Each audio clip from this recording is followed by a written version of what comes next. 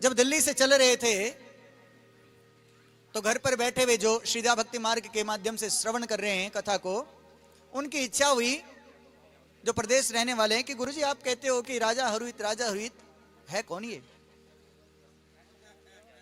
कौन है, ये इसके विषय में कुछ बताएं। तो आज आपको पहले उसी कथा से जोड़ता हूं, क्योंकि भक्तों की कथा है तो भक्तों में हमारा राजा भी है उसमें एक। और ये तो आपके सामने का ही है, आपने नहीं देखा होगा, आपके बाप दादाओं ने जरूर देखा होगा कि राजा किस प्रकार साक्षात था। लगभग 200 वर्ष पूर्व की बात है, जब चारों तरफ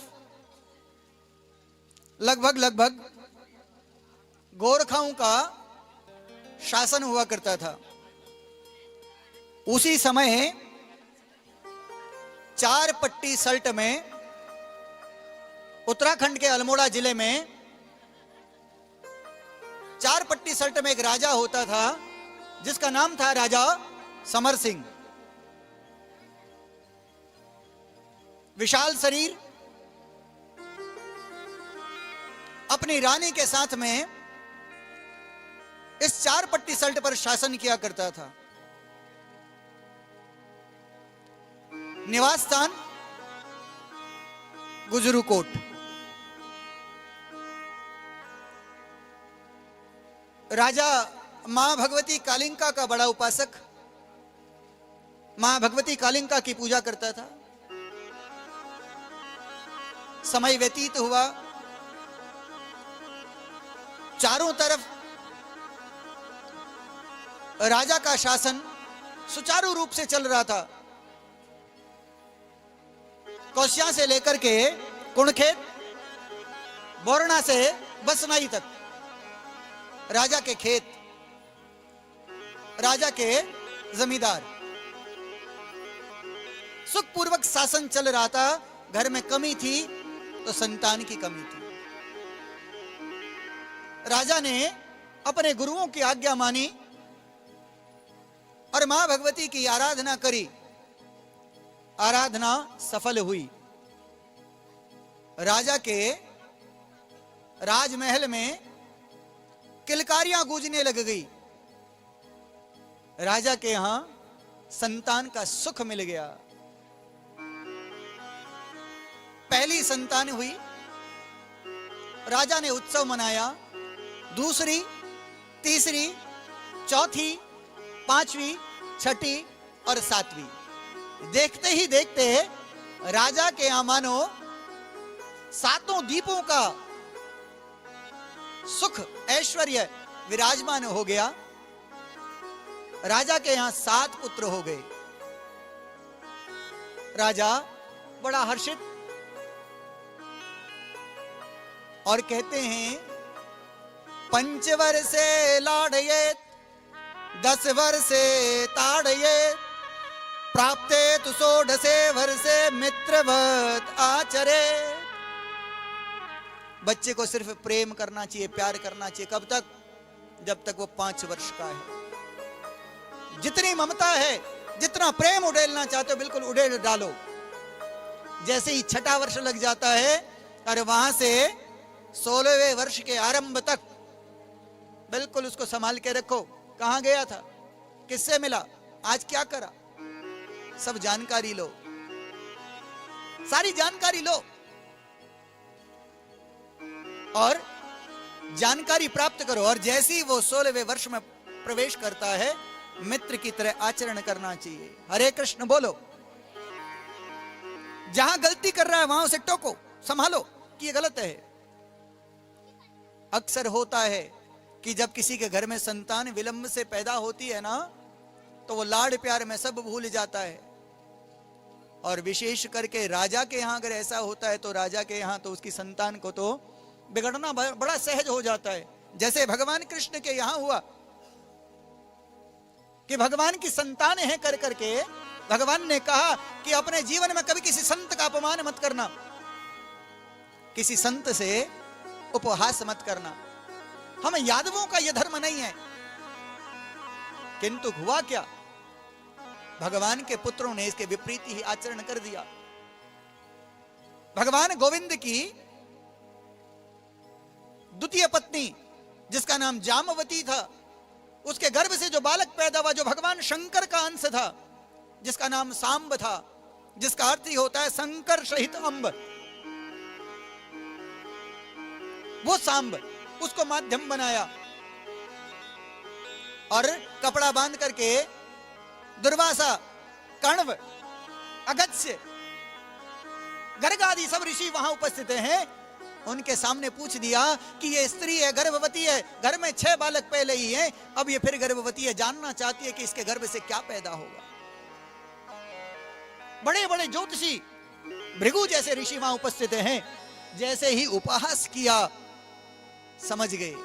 दुर्वासा जी को क्रोध आया और क्रोधवशात कह दिया कि कृष्ण के वंश में होकर के तुम इस प्रकार का आचरण कर रहे हो, तुम जानना चाहते हो कि इसके गर्भ से क्या होगा, तो इसके गर्भ से मूसल होगा और जो तुम्हारे संपूर्ण यादवों का नाश करेगा। हुआ क्या, क्योंकि भगवान कृष्ण ने शिक्षा दी, पर बालकों को मद था कि हमारा पिता तो भगवान है, वो द्वारिकाधीश है, संभल नहीं पाए और परिणाम आप सबके सामने था। सभी यादव समाप्त हो गए आपस में लड़के। ऐसे ही इस राजा के यहां भी हुआ। देरी से संतान पैदा हुई, 7 पुत्र धीरे धीरे बड़े होने लगे। 5 वर्ष की आयु में ही ऐसे लगते हैं जैसे 15 वर्ष के बालक होंगे। नगर में भ्रमण करने लगे, लोगों पर अपना आधिपत्य समझते हैं और लोग कहने लगे इससे अच्छा तो यही राजा निपुती होता तो अच्छा था, हमारा जीवन अच्छे से चल रहा था। और कहते हैं जो पुत्र मोह में अपनी आंखें बंद कर देता है वो राजा सफल नहीं हो सकता है। उदाहरण धृतराष्ट्र, पता था दुर्योधन गलत कर रहा है, गोविंद आए और कहा ज्यादा नहीं 5 गांव दे दो, पिता के आगे ही बोल दिया सुचेर अग्रे नैव दास्यामि विना युद्धेन केशव, कि सुई के नोक के बराबर भी मैंने बिना युद्ध के नहीं दूंगा। चाहता उसी समय यदि धृतराष्ट्र तो अपने पुत्र को रोक सकता था, पुत्र 5 गांव ही तो मांग रहे हैं, इतना बड़ा महाभारत होता ही नहीं। इसलिए बच्चों को संभाल के रखो, कहां किस समय पे किस प्रकार का आचरण कर रहे हैं उसका ध्यान रखो। हरे कृष्ण बोलो। राजा पुत्र मोह में ये सब भूल गया और पुत्रों ने गलत आचरण करना आरंभ कर दिया। समय व्यतीत हुआ, राजा के इन 7 पुत्रों का विवाह हो गया और मानो राजा का राजमहल गुजरू कोट ये प्रफुल्लित होने लगा। इस गुजरू कोट में आज एक एक करके सहनाइयां बजी और 7 बहुओं का प्रवेश हो गया। प्रत्येक दिवस कोई ना कोई किसी ना किसी पट्टी से आकर के राजा के यहां बधाइयां देने लगा। राजा को बधाइयां मिलने लगी, राजा भी बड़ा हर्षित है। वो बहुएं भी अपने आप को गौरवान्वित समझ रही है कि 4 पट्टी के राजा की बहुएं हम हैं। राजा न्यायप्रिय है, न्याय करता, किंतु संतान उसके वश में नहीं है। घर में ये सब शुभ समाचार हो गया, विवाह हो गया पुत्रों का। 6 महीने तक तो वहां बधाइयां ही चलती रही। समय आया जब पुत्र राजमहल से बाहर निकले तो मार्ग में लोगों को अभी भी कुछ राजा के पुत्र, समर सिंह के पुत्र परेशान करने लग गए।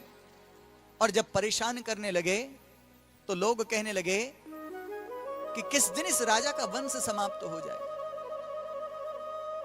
क्योंकि राजा से सीधा कह नहीं सकते थे। इंतजार करते हैं प्रत्येक दिवस वो समय नजदीक आया।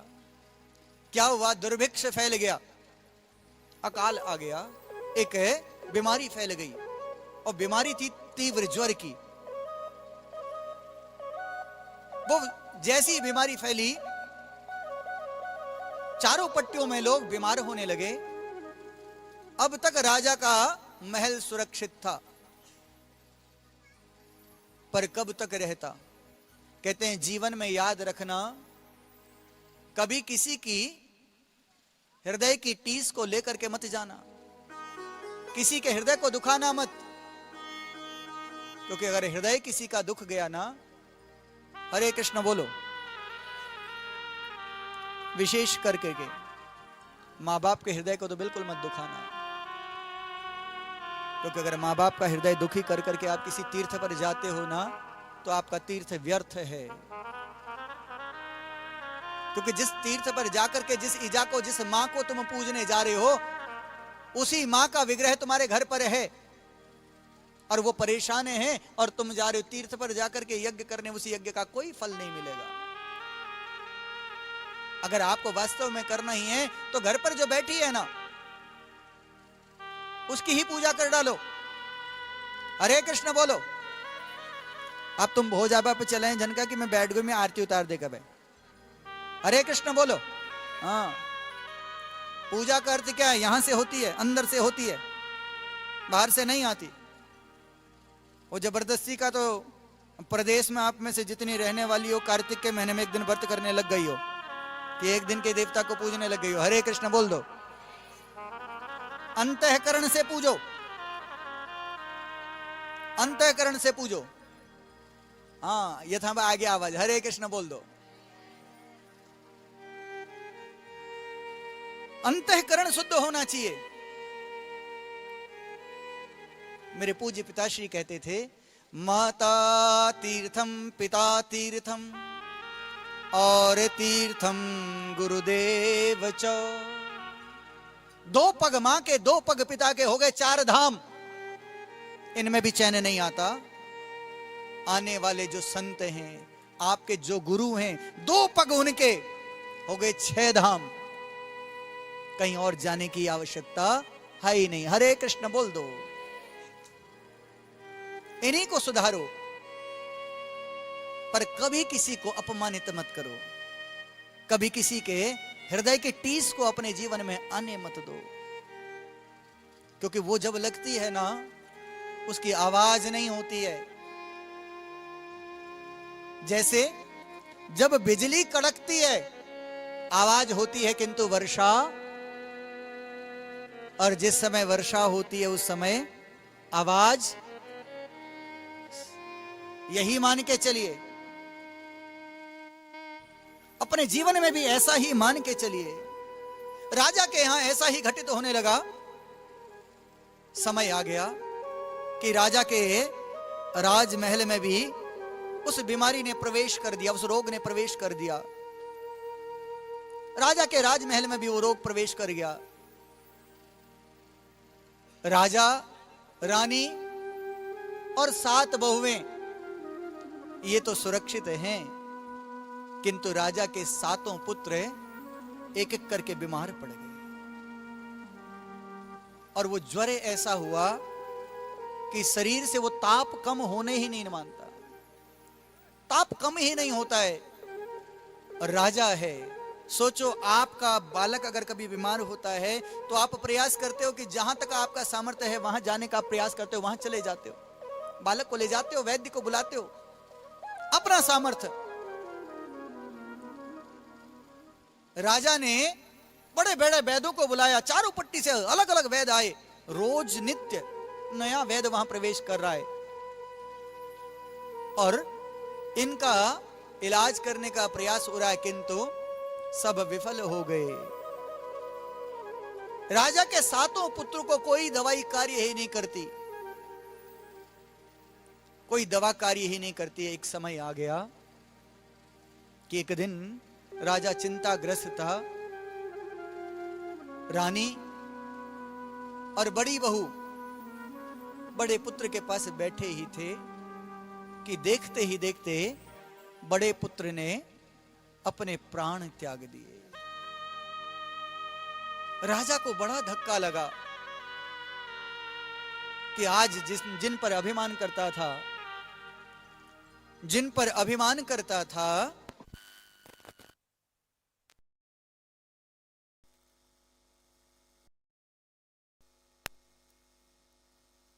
गया। राजा ने अपने हृदय में ढाढ़स बधाई, संसार का जो नियम था उस नियम को करा और बड़े पुत्र को लेकर के आ गया राम गंगा के किनारे। यहां आकर के जो शरीर की सनातन में गति कही है, उस गति को संपन्न कर करके जैसे ही घर पहुंचा, क्या देखता है कि दूसरे पुत्र का स्वास्थ्य और अधिक बिगड़ गया। अगली सुबह दूसरा पुत्र चला गया। उसकी क्रिया संपन्न करके पहुंचा तो तीसरा पुत्र, 7 दिन में राजा के 7 पुत्र चले गए। राजा समर सिंह, जो अब तक अपने आप को संसार का सबसे वैभवशाली समझ रहा था, जिसके पास 7 पुत्र माने 7 द्वीपों का सुख देने वाले हैं, आज वो राजा अपने आप को असहाय समझ रहा है। रानी दुखित तो है, किंतु गर्भ में एक बालक अभी उपस्थित है। 7 पुत्र 7 दिन में चले गए जिस पिता के, उसका जीवन कैसा होगा सोचो। रात्रि में निद्रा नहीं आई और पुत्रों के वियोग में 8वें दिन स्वयं राजा भी चला गया।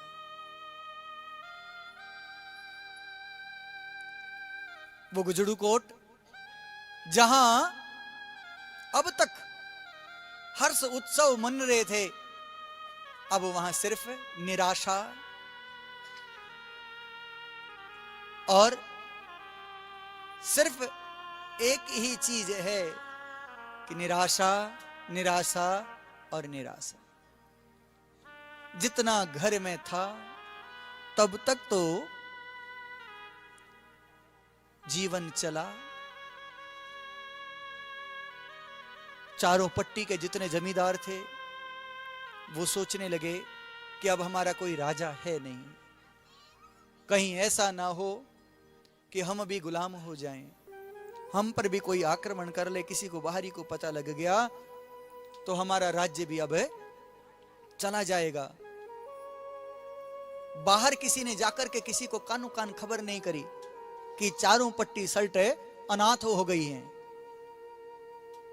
राजा के पुत्रों से दुखी थे पर राजा से दुखी नहीं थे। सब अपने अपने घरों में बात करते हैं कि अब कैसे राजा का घर चल रहा होगा। राजा की 7 पुत्र वधुएं, विवाह को अभी समय भी नहीं हुआ और समाचार है कि किसी के यहां कोई संतान का भी समय नहीं है। बात करते हैं और यह स्वभाव है मानव का कि उसे बात करनी बड़ी अच्छी आती है। आपका हरे कृष्ण बोलो। आपका जब दुख होता है ना, हम अक्सर कहते हैं कि कोई बीमार होता है तो उससे आप दूर से हालचाल ले लो, उसकी मदद करनी है तो बिल्कुल कर दो, पर उसके घर जाकर के उसे हालचाल मत लिया करो। वो हॉस्पिटल में है, हॉस्पिटल में एक रूम होता है आईसीयू, जहां किसी को मिलने की इजाजत नहीं होती। उसका कारण क्यों होता है? मान लो घर पर कोई बीमार है, अब तुम जाओगे उसके घर पर तो घर वाले आपके लिए, क्योंकि जो उसकी सेवा में लगे हैं वो उसको छोड़ करके आपके लिए कोई चाय बनाएगा और फिर तुम जाकर के उसके पास बैठोगे और पूछ रहा क्या हो, वो बता ये हो, ये हो। जो और आवे बैठ रहा हो वो तो बैठी सा तहां ले, तब तक के नहीं को जैसी तुमने पूछना बंद किया फिर वो आएगा, अच्छा आप कशी बीमार है, फिर वो शुरू होगा, वहां से फिर वहीं से शुरू होगा। सुबह से लेकर शाम तक वो यही चीज कहता रहता है। अब तक तो उतना बीमार नहीं था जितना आपने जाकर के कर दिया। आपको करनी है ना, उसकी मदद करो, वैसे करो ना। आप पर जाकर के उसके घर की परेशानियों को मत बढ़ाओ। हरे कृष्ण बोलो।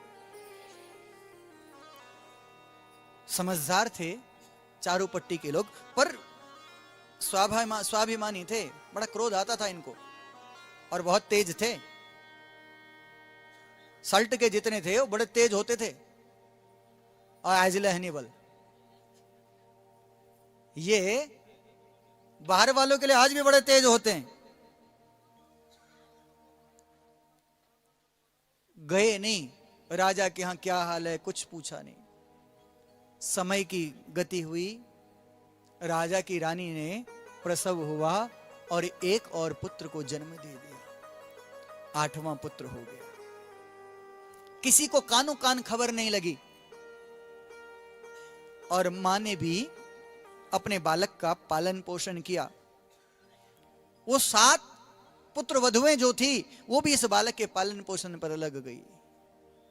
बहुत अच्छे से पालन पोषण हुआ।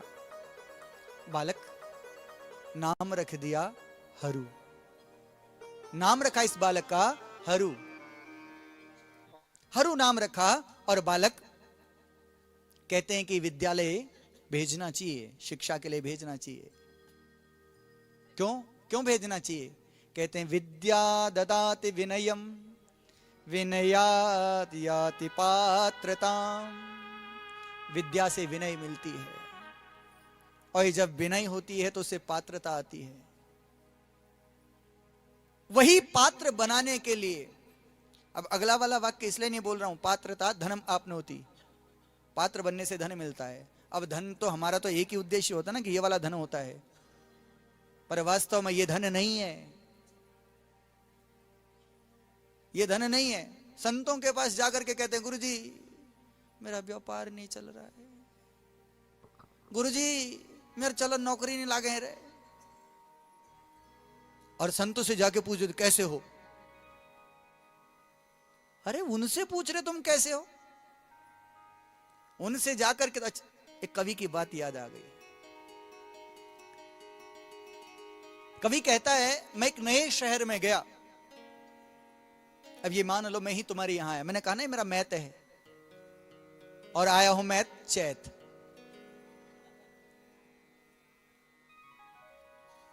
तो जब यहां पहुंचे तो वो कवि क्या कहता है कि किसी ने पूछा तेरा घर बार कैसा है, किसी ने पूछा तेरा परिवार कैसा है। और कोई संपन्न व्यक्ति मिला तो उसने कहा कि तेरा व्यापार कैसा है। सब मिले। किसी ने पूछा तेरा परिवार कैसा है, किसी ने पूछा तेरा घर बार कैसा है, किसी ने पूछा तेरा व्यापार कैसा है, पर किसी ने यह ना पूछा तेरा हरि से प्यार कैसा है। जिस दिन आपके मन में यह बात आ जाएगी ना कि संत से ये पूछो प्रभु आपको प्रभु का कभी दर्शन, माने कभी दर्शन, तो समझ लेना आप सही रास्ते पर हो। अरे वहां जाकर के भी चिट्ठी गुरुजी मेरे चल ब्याह नहीं कौन रही है, ब्याह है जो माया में फंसती रहेगी। इसीलिए कहा माया मरी ना मन मरा, मरी मरी गया शरीर। ये शरीर मर जाता माया को जोड़ते जोड़ते। और जब अकेले जाओगे ना फिर पछताओगे। क्यों? क्योंकि लिया नहीं कभी राम का नाम, तो कैसे पहुंचोगे धाम। हरे कृष्ण बोलो। उस धाम को पहुंचने के लिए आपको नाम लेना आवश्यक है। 5 वर्ष का हो गया हरू, विद्यालय भेज दिया। किसी को पता नहीं है, पर जब वहां गए, विद्यालय जाते हैं, तो विद्यालय में जब एडमिशन होती, हरे कृष्ण बोलो तो, अच्छा ये बताओ पहाड़ कौन कौन पढ़ रखा है? पहाड़े नहीं बोल रहा हूं, पहाड़े में कौन कौन पढ़ रखा है ये बताओ। अच्छा ये दीचारा हाथ उठाने बाकी स्कूल नहीं गया। हरे कृष्ण। अच्छा जब मैं यहां था ना, मेरा 1 और 2 तक की पढ़ाई पहाड़ की है। तो जब विद्यालय जाते थे तो देखते थे गुरुजी आयु का प्रमाण कैसे करते थे। ये वाला हाथ लिया, कहते थे कान पकड़। अगर कान पकड़ लिया तो समझ लो 5 वर्ष का हो गया, और कान छूट गया तो कहते थे अल्लाह स्कूल नहीं भेजोने के। पर आज तो बहुत सारी चीजें हैं। आज तो बचपन से ही उस बच्चे पर आप इतना सारा बोझ लाद देते हो। क्यों? क्योंकि उसको सबने डॉक्टर बनाना है, सबने इंजीनियर बनाना है। अरे ये बताओ सारे के सारे डॉक्टर इंजीनियर बन जाओगे तो बीमार भी तो कोई चाहिए। कोई मकान बनाने वाला जो कहेगा कि मेरे इंजीनियरिंग का काम कर दे, वो भी तो चाहिए।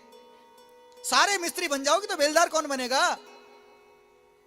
ऐसे बना के रखो कि सब कुछ बन सके। बस जैसे गए वहां पूछा जाता है विद्यालय में जाते ही कि बाप का नाम क्या है, मां का नाम क्या है। पूछा तो बाप का नाम लिखाया समर सिंह, बालक का नाम हरू, का पूरा नाम हरू सिंह हीत बिस्ट। जैसी का हरू सिंह हीत।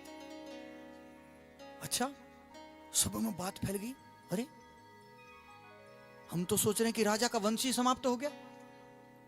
ये बालक, अध्यापक भी चौंक गए, कहीं तो राजा का पुत्र है। थोड़ा विशेष ध्यान रहने लगा और बालक वहां पढ़ने लगा। कहते हैं कि खून का असर होता है, वंश का असर जाता है। जो जैसा होगा ना उसका असर आएगा, निश्चित में बात है। इस शरीर में ही 4 वर्ण हैं और ये वर्ण अपना अपना पृथक स्वभाव रखते हैं। राजा का खून का असर था। बालक वहां छोटे छोटे बच्चों के झगड़ों को निपटाने लग गया। आपस में ही वहां बात होती है। एक दिन वहां खेल खेल में इस हरू को राजा बना दिया। कहा कि तू न्याय करेगा। नाटक चल रहा है और 2 सैनिक बन गए और एक को, जिसका नाम मोती था, मोती सिंह, उसको बना दिया कि ये चोर है। ले जाया गया, राजा के सामने पेश किया। हरू उस समय उसी रौब के साथ कहने लगा, इसने अपराध किया है, इसके हाथों को बांधो और इसे इसके किए हुए अपराध का दंड दो, चोरी का दंड दो। जब इसे कहा कि इसे दंड दो, अब होता है बाल्यावस्था, खेलते खेलते, हरे कृष्ण बोलो। जब रामलीला खेलते थे और राक्षसों की सेना में पहुंच गए, अंगद ने पैर रखा तो उस समय ये भूल जाते थे कि उठाना है नहीं उठाना, उठा के पटक देते थे अंगद को, अंगद को पटक देते थे। तो वही स्थिति इन बालकों के साथ भी ऐसा हो गया, इन बालकों के साथ भी वैसा ही हो गया। हरे कृष्ण बोलो। इन बालकों के साथ भी वही हुआ। आज ये मोती को क्रोध आ गया, अपमानित समझ लिया इसने अपने आप को कि मेरा अपमान हुआ है। रोते हुए फफकते हुए कहने लगा, अगर तू सच में राजा का खून है, तू न्याय करने वाला है, तो लेकर के दिखा अपने चारों पट्टी, सल्ट के अपने सारे खेतों को वापस लेकर के दिखा, पहला सा अपना साम्राज्य बना करके दिखा। तेरे 7 भाई मरे,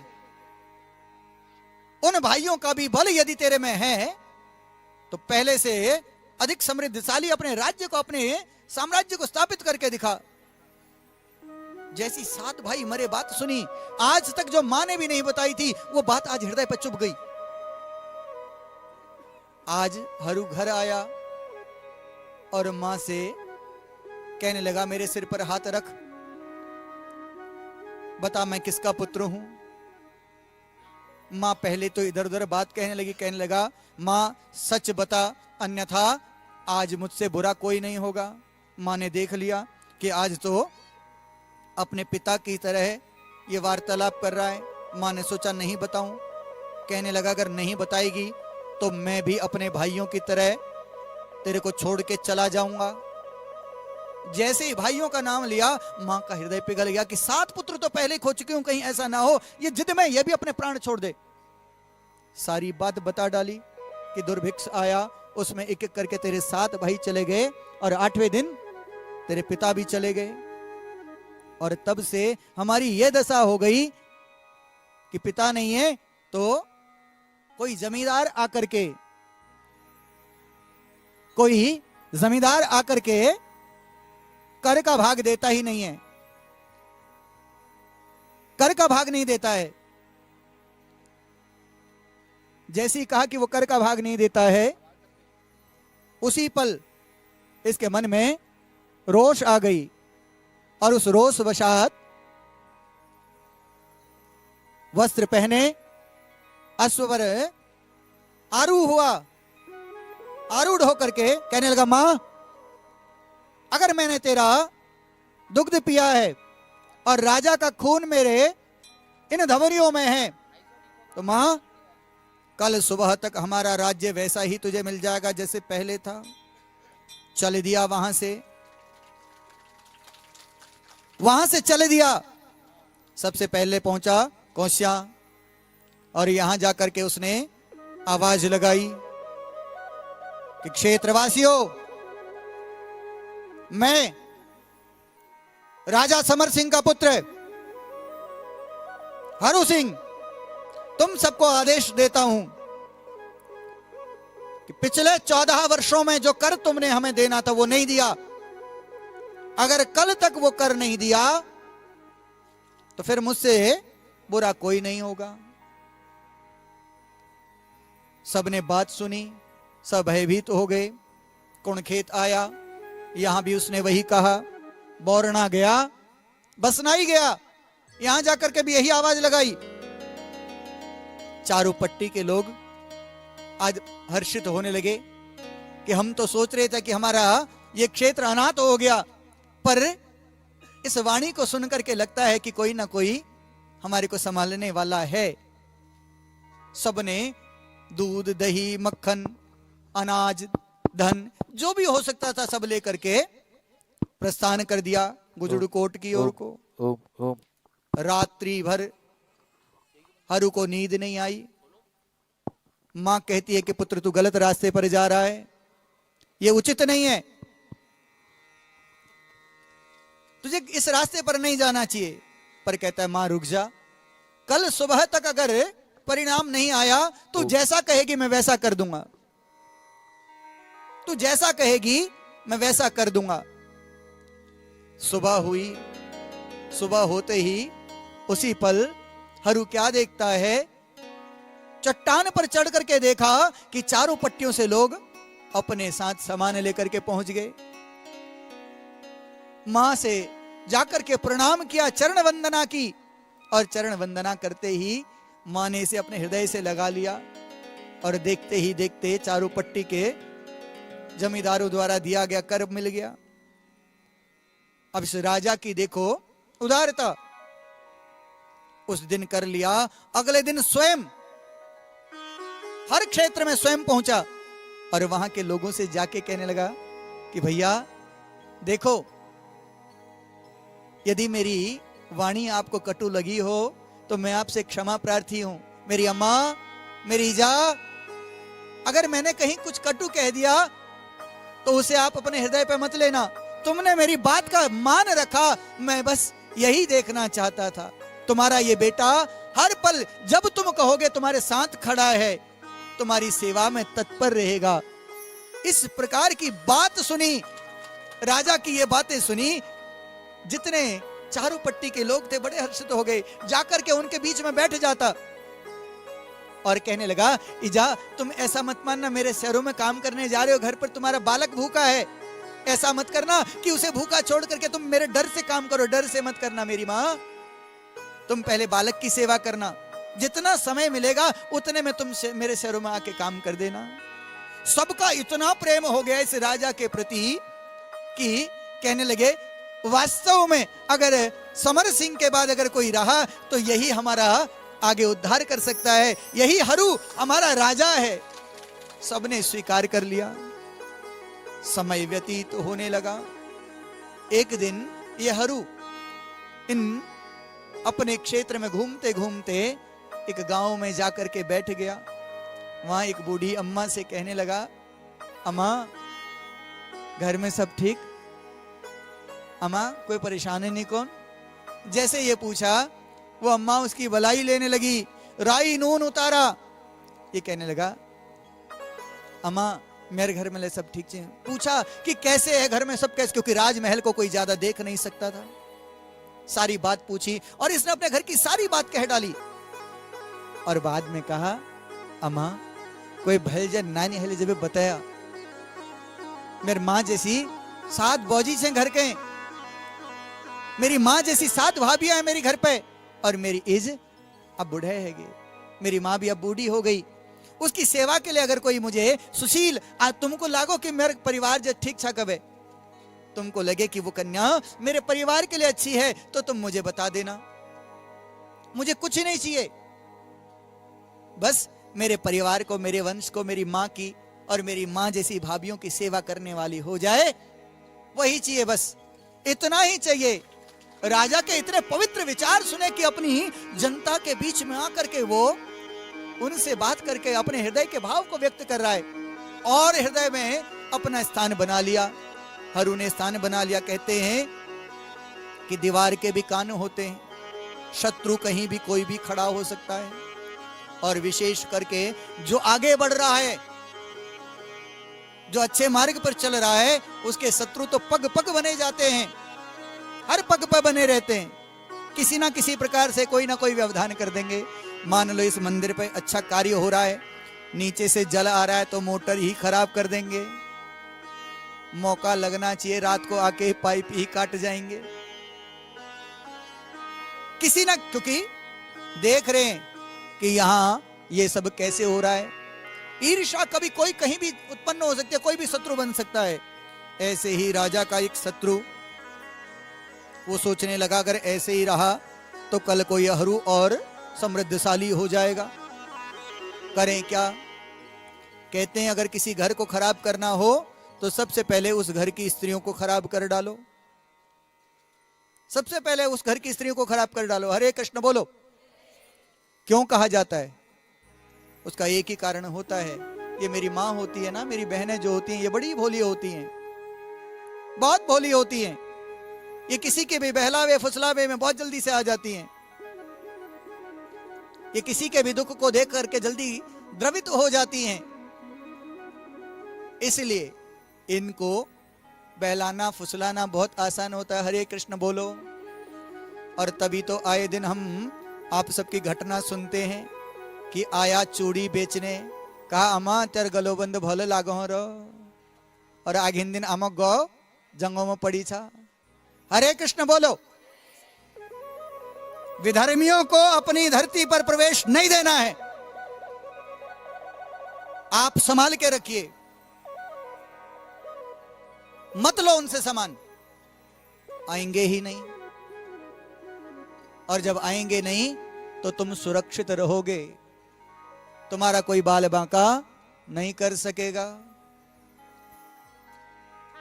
इसके एक शत्रु ने जाकर के आज राजा समर सिंह के परिवार में सेंध लगा दी। जाकर के चुपके से हरू की 7 भाभियों से मिला और मिलकर के कहने लगा, तुम जिसे पाल पोस कर करके बड़ा किए, आज वही तुमको दासी बनाने पर तुला है। कहने लगे ऐसा हो ही नहीं सकता है। कहा हो क्या नहीं सकता? हो गया। आज वो वहां गया था और वहां बात जब कर रहा था तो कह रहा था कि कोई सुशील कन्या हो तो बताना, हम विवाह करेंगे, हमारी माँ की वो सेवा करेगी और हमारी भाभियां हमारी रानी की सेवा करेगी। अब जैसे ही कहा कि हमारी भाभियां रानी की सेवा करेंगी, बस इनके मन में ईर्ष्या उत्पन्न हो गई। अच्छा, ऐसा जिसको हमने पाला पोसा और वो आज हमें दासी बनाने पर तुला हुआ है। उसी पल निर्णय कर लिया कि जब ऐसा दिन आना है तो अब इस महल में हमारा कुछ होना नहीं है, क्यों ना इसको छोड़ करके चल दें। यहां को छोड़ करके, इस स्थान को त्याग करके अन्यत्र चली गई। मार्ग में एक भैंस के व्यापारी को ये मिली और कहते हैं जब स्त्री का कोई अवलंबन नहीं होता है तो उसे कोई भी किसी भी प्रकार से प्रताड़ित कर सकता है। भैंस का व्यापारी है, उसने इन्हें रोक लिया, कहा कहां जा रही हो, और रोक करके बंदी सा बना लिया। हरू जब शाम को घर आया, पता लगा घर पर भाभियां नहीं है। मां की तरह प्रेम करता था, ढूंढने के लिए चल दिया। और जब वहां ढूंढने के लिए गया तो ये व्यापारी दो भाई हैं, हम और धम। दोनों ने हरुहित से युद्ध करने की ठाल दी और समर सिंह का खून था, इसने भी युद्ध स्वीकार कर लिया। वो दो और ये अकेला, भयंकर युद्ध हुआ। उस युद्ध में 3 दिन हो गए बिना अन्न जल के युद्ध करते करते। ये हरू उस युद्ध में पराजित होकर के मूर्छित सा पड़ गया। उन दोनों भाइयों ने सोचा कि अब इन सातों को बचाने कोई आने वाला है नहीं, इन पर हम अपना अधिकार बना लेंगे। एक था, इसे भी हमने मार दिया और उठा करके घास के टीले के भीतर डाल दिया। घास के टीले के भीतर डाल दिया और कहते हैं मां का हृदय सब जान जाता है। आपका पुत्र प्रदेश में भी है, अगर उसे जरा भी तकलीफ है तो मां का हृदय अपने आप जान जाता है, उसे बताने की आवश्यकता नहीं होती है। मां के हृदय में आज कुछ कंपन सी हुई। रात हो गई, अब तक हरू लौट करके नहीं आया। एकाएक मध्य रात्रि में आंख लगी तो आंख में स्वप्न देखा। उस निद्रा में स्वप्न देखा कि पुत्र हरू स्वप्न कह रहा है कि मां अब तुझसे मेरा मिलना नहीं हो पाएगा। मां, भाभियों को इन 2 दुष्ट भाइयों ने बंदी बना लिया और मैं इन्हें छुड़ा करके नहीं ला सका, इसलिए मां इन दोनों ने मुझे मार दिया। मां, मैं 3 दिन तक इनसे लड़ा, भूखा प्यासा, पर मां अपने वंश की लाज बचाने का पूरा प्रयास किया। मां, तेरा ये पुत्र भूखा प्यासा मर गया। जैसे ही ये कहा तो स्वप्न में ही मां कह देती है, हरू, राजा समर सिंह का अंश जिसे मैंने अपना दुग्ध पान कराया, वो भूख के कारण हार गया, मर गया। ऐसा कैसे हो सकता है? पुत्र उठ, जाग, अरे तूने मेरा दूध पिया है और स्वप्न में ही अपना दुग्ध पान कराया। कहा अगर सच्चा मेरा पुत्र है तो इस प्रकार तू मर नहीं सकता है। उठ, कहा। देखो मां की ममता। हरे कृष्ण बोलो। मां की ममता कुछ भी कर सकती है। 11 वर्ष 56 दिन के थे मेरे गोविंद, जब वृंदावन को छोड़ के मथुरा में गए, कंस का वध किया और देवकी से जब मिलने के लिए पहुंचे तो उसी समय देवकी के आंचल से दुग्ध की धारा बह उठी। देवकी के आंचल से दुग्ध की धारा बह उठी। देखो क्या हो सकता है ऐसा? ये हुआ है। देवकी के मन में यह हुआ कि इस पुत्र को मैंने जी भर के देखा भी नहीं था, अपना दुग्ध भी नहीं पिलाया, और आज आया है। पूरा कारागार देखता रह गया कि देवकी का आंचल बह उठा। वैसे ही स्वप्न में मां ने हरू को दुग्धपान करा दिया।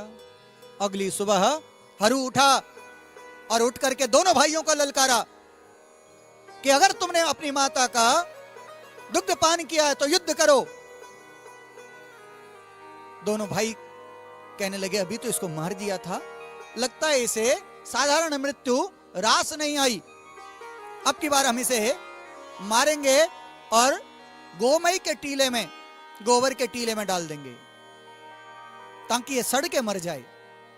दोनों युद्ध करने आए, किंतु अब मां की ममता साथ में थी, मां का दुग्ध साथ में था। हरू ने दोनों से युद्ध आरंभ किया और उस युद्ध में दोनों को पराजित कर दिया। दोनों को पराजित कर दिया और हरू अपनी भाभियों को लेकर अपने घर में आ गया। जब लेकर के आया, उसी समय भाभियों ने कहा कि हमने सुना है हरू तुम विवाह करना चाह रहे हो, और हम यही बात जब सुना कि हम दासी बन जाएंगी, हमारे मन में यही ईर्ष्या आई, इसलिए हम घर को छोड़ के गई। पर अगर हम कहती हैं, अगर वास्तव में तुम राजा की संतान हो, तुम्हें विवाह ही करना है, तुम अगर विवाह ही करना चाहते हो तो तुम भोट जाओ, और भोट का राजा कालू शेख, उसकी पुत्री को अगर तुम अपनी पत्नी बना के ले आओगे तो हम मानेंगी कि तुमने वास्तव में विवाह किया है, हम तब स्वीकार करेंगी। भाभियों का यह शब्द है आज इस राजा के हृदय में चुभने लग गया। राजा के हृदय में यह बात चुभी। भाभियों से कहा कि आप मां की सेवा करना, और हम वचन करते हैं कि तुमने जो कहा हम वोट से ही तुम्हारी देवरानी लेकर के आएंगे। इस राज्य को अगर शोभा देने वाली कोई रानी होगी तो वोट की होगी, और वो भी कालू शौक की पुत्री जिसका नाम मालू है, उस रौतेली को लेकर के आएंगे। जैसे ही कहा, मां के कानों में बात गई। मां समझाती, पुत्र तू इनकी बातों में मत आ, अरे वोट का जादू बहुत खतरनाक है, वहां 56 डिबिया चलती है, बोगसार विद्या है उनके पास। पुत्र वो मनुष्य को दिन में पशु बना के रखती हैं और उनसे अपना कार्य लेती हैं। अरे मेरी एक ही आस है, अगर तू भी चला गया तो मैं किसके सहारे जीऊंगी। चला मगर छोड़ बन न जा, तेरी मां तेरे आस पर लड़े, तेरे आस पर जिन ला रहे, मगर छोड़ बन न जा, मुझे छोड़ के मत जा। किंतु हरू के हृदय में राजसी खून था। बात चुभी, कहा मां तू चिंता मत कर, मैं वोट जाऊंगा, और अगर मैंने तेरा दुग्ध पिया है, तेरे उस दुग्ध से अगर मैं उन दोनों भाइयों को मार सकता हूं, तो मैं वचन देता हूं कि तुझे बहू जो लाके दूंगा वो वोट से ही लाके दूंगा। अश्व तैयार किया, घोड़ा तैयार किया, और घोड़ा तैयार कर करके चले दिए। जब जाने लगे ना, जाते समय याद आई अपने पिता की, पिता की याद आई। सामने देखा मां भगवती कालिंका, उस भगवती को प्रणाम किया, मां तू साक्षी है, मां इजा तू साक्षी है, तुझे प्रणाम करके निकल रहा हूं, मेरी रक्षा करना। जिस उद्देश्य से जा रहा हूं ये उद्देश्य सिद्ध हो। मानो कह रहा है, सर्व मंगल मांगल्ये शिवे सर्वार्थ साधिके शरण्ये त्र्यंबिके गौरी नारायणी नमोस्तुते। मां को प्रणाम किया, मामू को प्रणाम किया, गोयल जी को प्रणाम कर दिया कि मेरी रक्षा करना। पिता की याद आई, अपने भाइयों की याद आई, पहुंच गया इसी हसीडुंगा पर। राम गंगा के जल को अपने हाथ में लिया, अपने पितरों को याद किया। मैं आपके वंश का नाम करने के लिए जा रहा हूं। आज अपने क्षेत्र से बहुत दूर जा रहा हूं। अगर मैं आपके वंश में जन्मा हूं तो आप मेरी हर पल रक्षा करना। अपने पितरों को प्रणाम किया और प्रणाम कर करके यहां से सीधा चल दिया। जैसी यहां से निकला, क्योंकि इसको बहुत दूर निकलना था, डोडियों के गांव पहुंचा। वहां भिकवा पर आक्रमण हुआ। 7 भैंसुओं को मार करके भिक्यासेन के बाजार में घुस गया। अब जब वहां पहुंचा, वहां जाकर के लोगों से कहने लगा कोई चने दे दो, कोई गुड़ दे दो, मैं बहुत दूर जा रहा हूं। किसी मां से कहा जा कोई रोड बना रहे, जब रोड दे दे, बहुत दूर जानो। अपने अश्व को अपना प्रेम देता हुआ वहां से चल दिया। भिकवा मचान इसका पूरा कुल मिटाते हुए आगे बढ़े। आगे कुछ वन्य श्वानों ने, जंगली कुत्तों ने इन पर आक्रमण किया, जंगली भैंसों ने इन पर आक्रमण किया। उन सब से पार होते हुए ये धीरे धीरे गगास तक पहुंचे। गगास से आगे निकले, धरा को प्रणाम किया। मां भगवती परांबा, मां राजराजेश्वरी हाट कालिंका को प्रणाम किया। बागेश्वर में जाके बागनाथ से प्रार्थना कर दी, हे बागनाथ, हे महादेव, आप मेरे आराध्य हैं। महादेव, मैं जिस उद्देश्य को लेकर के जा रहा हूं, महादेव, मेरा यह उद्देश्य सिद्ध हो जाए तो मैं आपको आकर के सोने का छत्र चढ़ाऊंगा। बागनाथ भगवान को, बागेश्वर भगवान को कह के गया कि मेरा उद्देश्य सिद्ध हो जाए, हे बागनाथ बाबा, हे महादेव, आपको आकर के सोने का छत्र चढ़ाऊंगा। चल दिया। पहली रात चीन पहुंचा, दूसरी रात सियाचिन, और तीसरी रात में भोट पहुंच गया। जैसे ही भोट पहुंचा और भोट में पहुंच कर करके, क्योंकि वहां मार्ग में सारा हुणों का राज्य था, भोट पहुंचा और भोट में पहुंचते ही एक मंदिर दिखा और मंदिर में मां भगवती दिखी। और इस मंदिर में जो भगवती है उसका नाम है रूपण देवी परांबा। उस राजराजेश्वरी, उस परमेश्वरी को प्रणाम करने लगा, मां से प्रार्थना करने लगा। मां से कहने लगा, इजा देख, तेरी कृपा से यहां तक पहुंच गया हूं। तेरी ही कृपा हुई कि मैं जिस उद्देश्य को लेकर के आया हूं, वो उद्देश्य तेरी कृपा से ही मेरे जीवन में सिद्ध हो रहा है। और मां की आराधना में जुट गया, भगवती की आराधना में जुट गया, मां को प्रणाम करता है।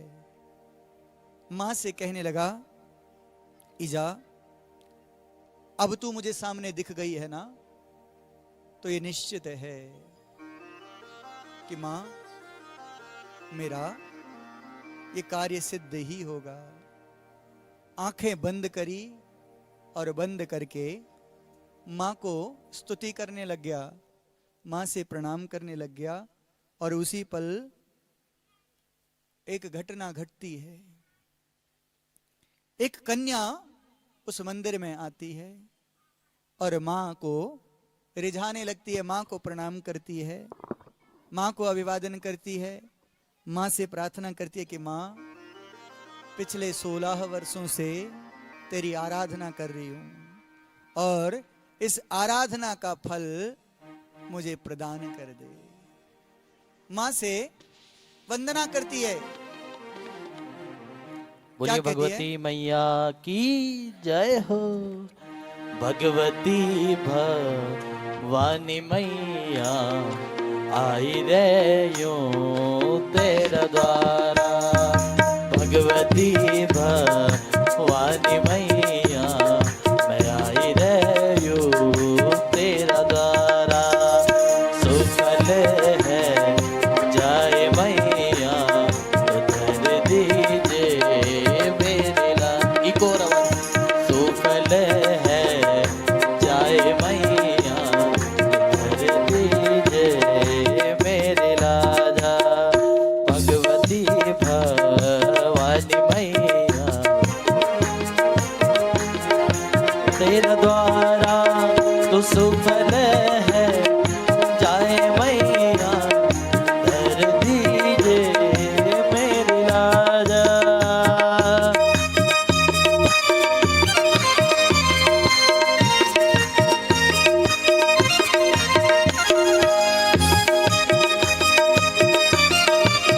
बोलिए भगवती मैया की।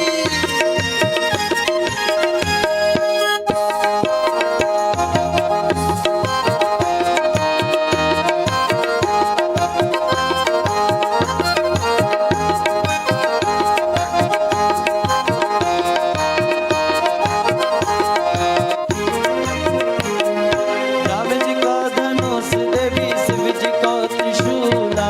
राम जी का धनुष देवी शिव जी का त्रिशूला। राम जी का धनुष देवी शिव जी का त्रिशूला। राम जी का धनुष देवी शिव जी का त्रिशूला। तू मेरी भगवती मैया मैं तेरो भगता।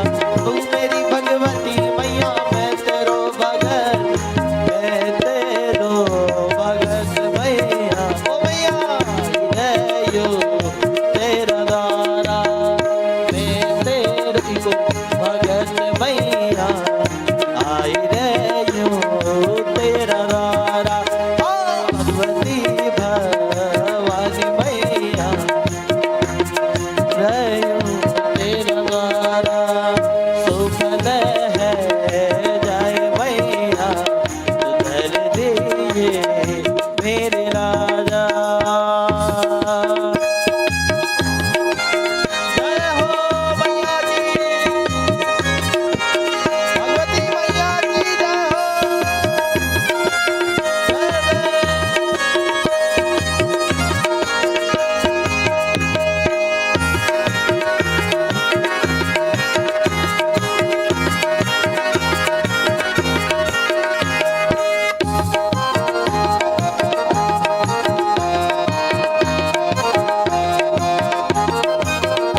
और हर घर में आज मैया तेरी जय जयकारा।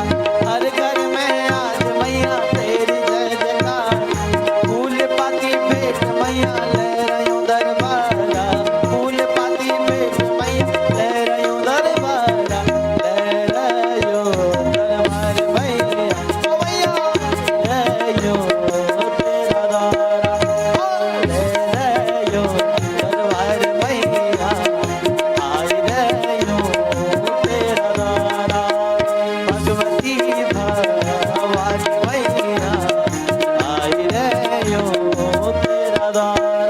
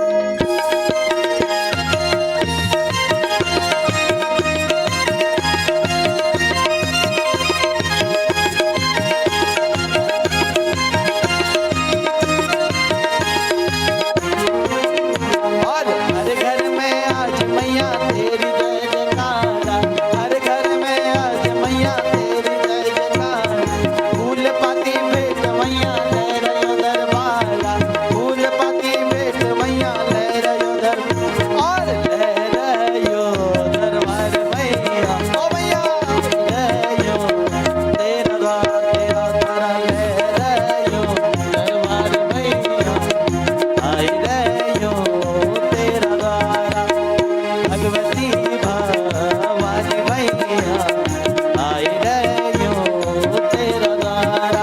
हाँ भगवती भवानी मैया आई रहियो तेरा द्वारा। या सुबह है जाए मैया घर दे मेरे लाला। सुबह है जाए मैया घर दे मेरे लाला। घर दे मेरे लाला। ओ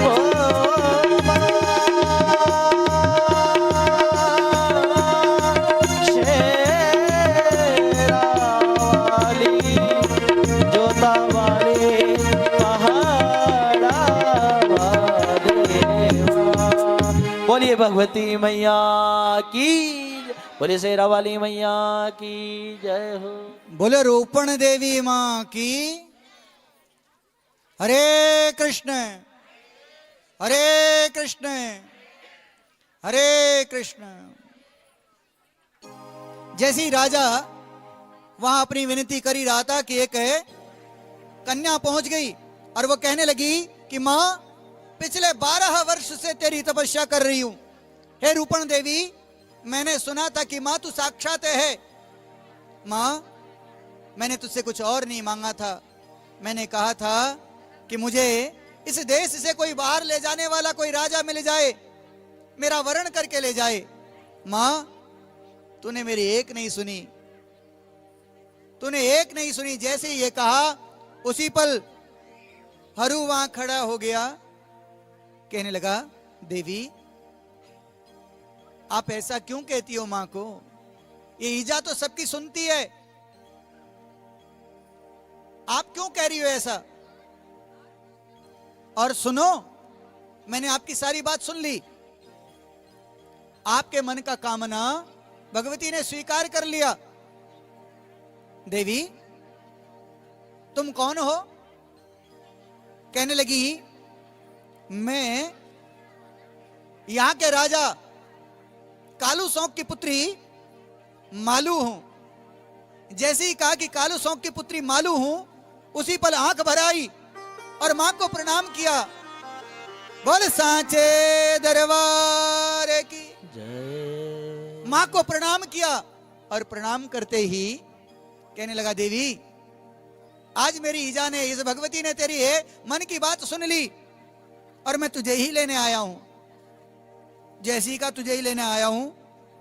मालू हरू को पैरों से लेकर के सिर तक देखती है और सोचती है कि जैसा वर मैं मन में चाहती थी है तो वैसा ही, पर जानू तो सही ये कौन है? का तुम कौन हो? जैसी का तुम कौन हो? तो हरू कहने लगा मैं बहुत दूर से आया हूं और तुम्हारे लिए ही आया हूं। मेरा नाम हरू सिंह हीत है, 4 पट्टी सल्ट का राजा हूं। मेरे यहां लहलाते हरियाले खेत हैं। मेरी राजधानी गुजड़ू कोट है। क्या तुम मेरे साथ चलना पसंद करोगी? मालू कहने लगी, ये रौतेली कहने लगी ठीक है, मैं भी आप सा ही वर चाह रही थी, तो एक काम करो मुझे लेकर के यहीं से अपने घर चल दो। हरू कहने लगा ये पराम्बा जिसका नाम सुन सुन करके मैं बड़ा हुआ, मेरे यहां ये कालिंका के रूप में विराजमान है। ये परमेश्वरी आते हुए इसको मैं प्रणाम करके आया था, इस भगवती को मैं प्रणाम करके आया था और आज इसी ने मानो मेरे मन की कामना पूर्ण कर दी। हरे कृष्ण बोलो। अभी मार्कंडे पुराण होने जा रहा है और इस मार्कंडे पुराण से ही दुर्गा सप्तशती ली गई है और उसमें कवच के बाद अर्गला का पाठ होता है और अर्गला स्तोत्र का अंतिम से पूर्व वाला मंत्र है जिसमें साधक मां भगवती से प्रार्थना करता है क्या? पत्नीम मनोरमां देहि मनोवृत्तानुसारिणीं तारिणीं दुर्ग संसार सागरस्य कुलोद्भवा। उसमें मां से कहा कि मुझे पत्नी मिले कैसी, मनोरमा, जो मेरे मन के अनुसार चलने वाली हो। तारिणीम दुर्ग संसार, इस दुर्गम संसार से जो मुझे तो तारे ही तारे और मेरे सारे कुल का तारण कर डाले। हरे कृष्ण बोलो। अब ये बताओ कोई ऐसी बुआरी चाहे, किसको चाहिए ऐसी ऐसी बहू? जिसको चाहिए आज से भगवती का मंत्र जपवाना शुरू कर दो। आज जब मंत्र पढ़ना शुरू कर दिए, आप चलेंगे रोज राती बैठ जा और भगवती के याद का, और एक मंत्र गणो, पत्नी मनोरमाम देही मनोवृत्तानुसारिणीम तारिणीम दुर्ग संसार सागरस्य कुलोद्भवाम। हरे कृष्ण बोलो। देखो याद नहीं हो जब याद घर जा भाई एक दोबारा देख लिए, इसका नाम है श्रीजा भक्ति मार्ग, और दोबारा देख लिए 4 साल बाद देख ली तो इतनी मिलोल तक गयो श्रीजा भक्ति मार्ग, उसी पे मिल जाएगा। और एक बात ध्यान रखना, चाहते तो आप सब हो कि मेरे घर पर मनोरमा पत्नी आए, पर दूसरी तरफ दूसरा अत्याचार भी कर दे तो मेरे चिलका मनोरमा ने बनो कबे चल जो छा जाबे अपने आतंक मचे दियो, पर मेरे घर में जो आओ बिल्कुल शांत रहो। हरे कृष्ण बोलो। ये दोनों तरफ होना चाहिए, और दोनों तरफ होगा तो निश्चित में इसका परिणाम मिलेगा। हरु सिंह हित कहने लगा, देवी मैं तुम्हें यहां से ले जाने में तो सामर्थ्य हूं, ले तो जाऊंगा, किंतु मेरे वंश को ये शोभा नहीं देता है, मैं तेरे पिता से जाकर के तेरे हाथ के बात करूंगा। कहने लगी मत जाओ मेरे पिता के पास, मेरे पिता के पास जाओगे ना वहां भयंकर जादू है, वो तुम्हें जीवित नहीं छोड़ेंगे। कहा नहीं, मेरा वंश मुझे आज्ञा नहीं देता कि मैं आपके पास जाऊं, ऐसे ही लेकर के चल दूं। जब जिद करी तो कहने लगी मालू ठीक है, फिर जब तुम जिद ही करते हो तुम्हें देखना ही है, जब तक तुम अपनी आंखों से मेरे वंश को नहीं देख लोगे तब तक तुम्हें चैन नहीं आएगा, तो चलो। ये हुणों का राज्य है, यहां डिबिया जादू चलता है। उसी पल कहा चलो मेरे साथ, पर ले कैसे जाऊंगी? उसी पल मां भगवती को याद किया और इस हरु इस राजा को उसी पल एक छोटी सी मक्खी बना लिया और बना करके एक माचिस की डिबिया में रख दिया। जब उस डिबिया में रखा है, लेकर के जाने को उद्रित हुई, राजा कहने लगा मेरा घोड़ा। उसी पल फिर भगवती को याद किया और उसे एक भौरा बना दिया। कहा तू हमारे साथ साथ चल। लेकर के राजमहल में आ गई। भीतर जाकर के एकांतिक वार्तालाप हुई। अपने वंश के विषय में हरु बताता है, ये अपने विषय में बताती है। दोनों एक दूसरे को जब बता ही रहे हैं, उसी पल पास ही कुछ लोग सुन लेते हैं। और मालू कहती है राजा मेरे नगर में तुम रहो अच्छे से, कभी बाहर मत निकलना, और विशेष करके जो दक्षिण का दरवाजा है इस तरफ तो बिल्कुल मत जाना। हरे कृष्ण बोलो। अगर मैं आपसे कह देता हूं कि आज तुम मंदिर भतेर बिल्कुल झंझाया, तो यह पक्की बात छा कि आज तुम सब मंदिर भतेर जरूर चला। यह पक्की बात है, तुम्हारा मन अपने आप कहेगा कि यहां देखना ही देखना है मैंने। राजा ने कहा कि मालूम मुझे कह तो रही है दक्षिण की तरफ मत देखना, पर क्यों? उत्साह इच्छा जागृत हुई। मालू किसी कार्य से बाहर गई, इसने दक्षिण का दरवाजा खोल दिया और वहां जाकर के क्या देखता है, 7 सुंदर युवतियां हैं, गंगला सिंगला नाम से। राजा को, इसको हरु को देखा, तुरंत बुला लिया, इधर आजा, और कहा कौन है क्या है, परिचय पूछा तो इसने बता दिया कि मैं तो अपने मन से मालू को वर्ण कर चुका हूं, उसको लेने आया हूं। कहने लगी क्या हम सुंदर नहीं है, हमसे विवाह कर लेता? इसने कहा नहीं, मैं वचन दे चुका हूं। कहा छोड़ दे उसे। नहीं माना तो इन्होंने क्या किया, बोक्सार की विद्या से इस राजा का वध कर दिया। कहा बड़ी आई थी इसके साथ विवाह करने वाली, जो हमारा नहीं वो किसी का नहीं, मार कर करके ले जा करके मालू के ही बगीचे में दबा दिया। मालू लौट के आई, हरू को अपने कक्ष में नहीं पाया, बड़ी परेशान हुई, कहां गया होगा। दक्षिण के दरवाजे पर दृष्टि गई तो समझ गई कि घटना घट गई। रोती रही रात भर। जब रात को रोती है, कहती है कि सोचा था तुम्हारे साथ अपना संसार बसाऊंगी और आज तुम्ही को खो बैठी। उसी पल स्वप्न में हरू आ जाता है कि मैंने तुम्हारी बात नहीं मानी और इसलिए मैंने दक्षिण का द्वार खोला। ये सातों बहनें मुझसे कह रही थी कि मैं उनसे विवाह करूं, पर मैंने कह दिया कि मैं मालू का वर्ण कर चुका हूं,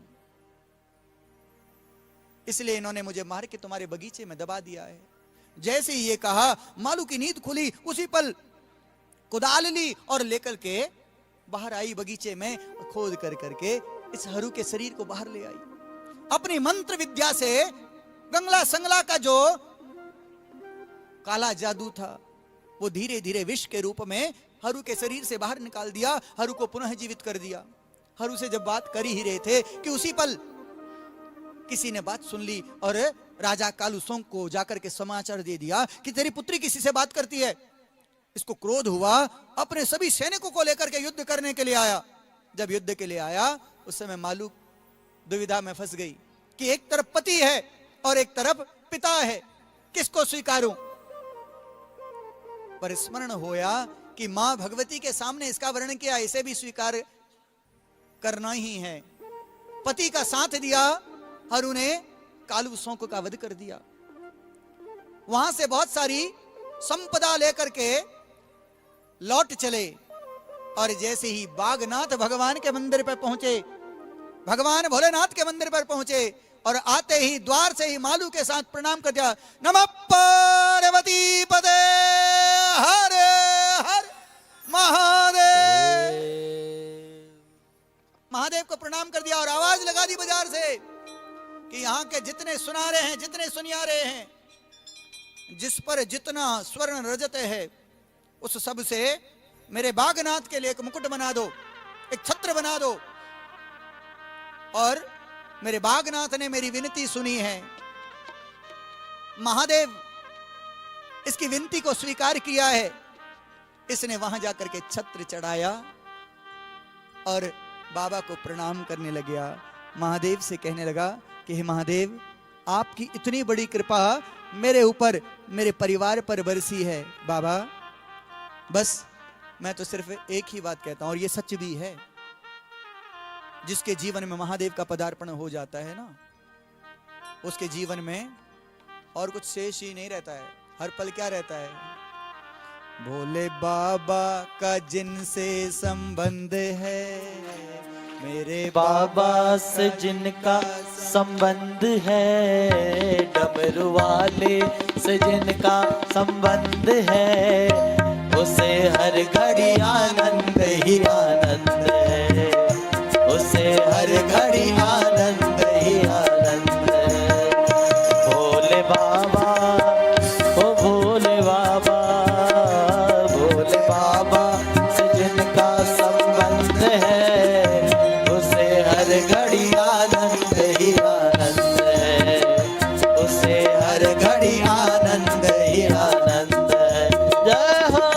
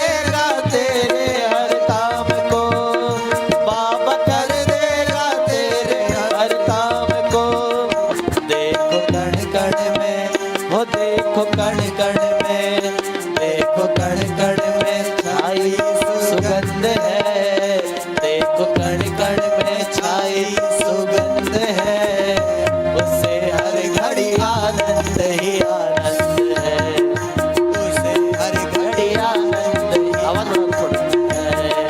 भोले बाबा से जिनका संबंध है, डमरू वाले से जिनका संबंध है, उसे हर घड़ी आनंद ही आनंद है, उसे हर घड़ी आनंद ही आनंद है।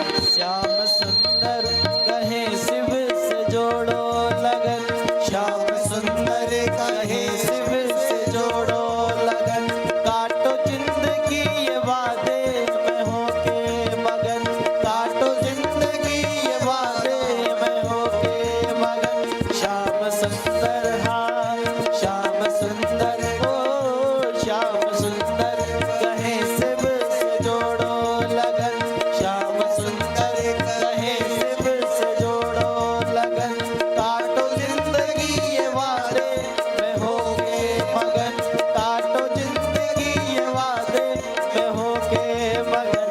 जिनको आया ये हो जिनको आया ये, जिनको आया ये भोला पसंद है, जिनको आया ये भोला पसंद है, उन्हें हर घड़ी आनंद ही आनंद है, उन्हें हर घड़ी आनंद ही आनंद है।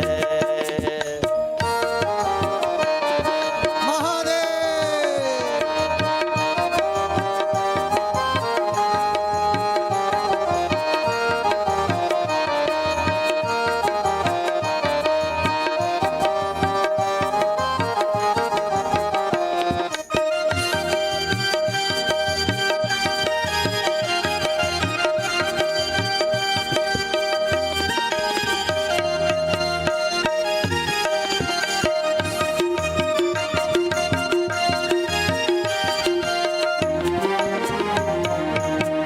शिव तारे जो भक्त की पूजा करे, शिव तारे जो भक्त की पूजा करे, उसके घर में हमेशा भंडार भरे, उसके घर में हमेशा भंडार भरे। शिव जो तारे हाँ हाँ शिव जो तारे भगत की जो पूजा करे, उसके घर में हमेशा भंडार भरे, उसके घर में हमेशा भंडार भरे।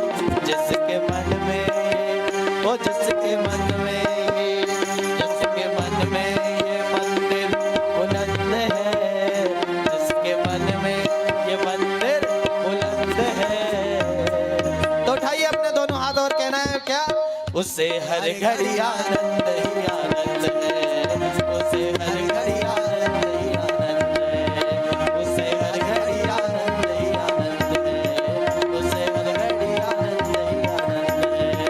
भोले बाबा से जिनका संबंध है, भोले बाबा से जिनका संबंध है, उसे हर घड़ी आनंद ही आनंद है, उसे हर घड़ी आनंद ही आनंद है, उसे हर घड़ी आनंद ही आनंद है, उसे हर घड़ी आनंद ही आनंद है। नमः पार्वती पतये हर हर महादेव। बागनाथ की इतनी भक्ति करी कि बागनाथ को आकर के छत्र चढ़ाया, घर आया, आकर के माँ भगवती कालिंका को वंदन किया, माँ को अपनी पुत्र जो वधु है, पुत्र की वधु को दर्शन करा दिया, अपनी वधु का दर्शन करा दिया। माँ बड़ी प्रसन्न हुई, आशीष दिया। कहते हैं खुशियों पर कभी कभी किसी की नजर लग जाती है। एक दिन ये राजा अपनी प्रजा के पालन करते करते भाबर क्षेत्र में गया और उसी दिन हरे कृष्ण बोलो, हरे कृष्ण बोलो। देखो मात्र 10 मिनट की कथा अवशिष्ट है और चाहते हो कि 2 घंटे में परिवर्तित करो तो बात करो। हरे कृष्ण बोलो। कहा कि राजा भाबर गया, इसी बीच इसकी भाभियों ने आपस में मंत्रणा कर ली कि इतने साल सेवा हमने करी और आज रानी बन करके ये बैठ गई। जैसे ये कहा कि आज रानी बन करके ये बैठ गई, उसी पल मन में इच्छा जागृत हुई कि आज राजा भी नहीं है, क्यों ना इसे हम मार डालें।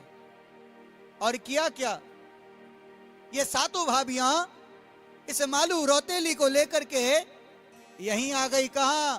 राम गंगा के किनारे। हरे कृष्ण बोलो।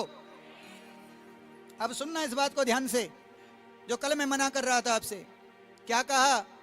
मालू, ओ मालू, भुला यहां तुल कभी माछ नहीं देखनल।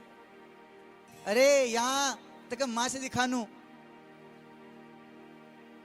जैसे ये कहा, मालू के हृदय में हो गया कि हाँ, मैंने कभी मछली नहीं देखी, मैं देख लेती हूं। सच समझने लगी और सच समझ करके मछली देखने के लिए पहुंची है। पर आज विधि के विधान को कुछ और लिखा था। हरु की सातों भाभियों ने पकड़ करके इस मालू को जल में डुबाने का प्रयास किया। उस समय कहने लगी, दीदी आप ऐसा क्यों कर रहे हो? मुझे जल में तैरना भी नहीं आता, मुझे क्यों मार रही हो? मैंने तो तुम्हारा कोई अपराध नहीं किया, मुझे छोड़ दो। किंतु सातों को ये अपनी वैरी दिख रही है, इसको पकड़ करके डुबा दिया। तड़पती रही, प्राणांत हो गया। कारण क्या बना? सिर्फ देखो, मैं आपको कह रहा था कि ये राम गंगा है, यहां पापाचार नहीं करना। कारतूस की खबर आई, वो कारतूस वाले काम मत करना। सिर्फ कहा था मछली देखनी है, देखने का यह भाव ही हुआ था, प्राण छूट गए। और आप यहां कारतूस का प्रयोग कर करके पापाचार करोगे तो सोचो आपका क्या हाल होगा। हरे कृष्ण बोलो। राजा घर आया, मालू नहीं मिली। सोचने लगा कि उसे मेरा राज्य पसंद नहीं आया, शायद कहीं ऐसा तो नहीं है कि चली गई। ढूंढने के लिए निकला। जैसे ही मार्ग में पहुंचा था, थक गया, नींद आई और स्वप्न में मालू दिख गई। कहने लगी, स्वामी मेरी चिंता मत करना, मैं आपसे बहुत दूर चली गई। आपकी भाभियों ने मुझे छल से मत्स्य का, मछली का दर्शन कराने का बहाना करके डुबा दिया। मैं राम गंगा में डूब गई। तुम दूसरा विवाह कर लेना, मुझे भूल जाना। जैसे ये कहा, हरु का हृदय द्रवित हुआ। उसी रात्रि में उठा और उठ करके इसी राम गंगा में आया। गंगा में कूदा। कूद करके क्या देखता है? गुलाब की कोमल पंखुड़ी सी मालू जल के ऊपर तैर रही है, उसका शरीर तैर रहा है। उसे निकाल के लाया और पत्थर पर जैसी रखा, जिसे आज आप हंसी ढूंगा कहते हो, उस पत्थर पर रखा। जैसे ही वहां रखा, देख करके रोने लगा। कहने लगा, तू चिंता मत कर, तेरा शरीर तब तक यहीं रहेगा जब तक तेरे शत्रुओं को मैं यहां लेकर के नहीं आता। घर आया, आकर के उन सातों स्त्रियों को, जो भाभी थी उसकी, लेकर के आया, केस पकड़ करके, और यहां उनको दंड दिया। कहा, मालू मैं न्यायकारी हूं, न्याय अवश्य करूंगा। 7 चिताएं बनाई और जीवित उनको जला दिया। घर आया, घर आकर के मां से कहने लगा, ईजा सुन, अब बहुत दूर जाना। ईजा, अगर तू सच में मेरी मां है, मैं चाहता हूं कि मैं तेरी रीत की तीत कर दूं।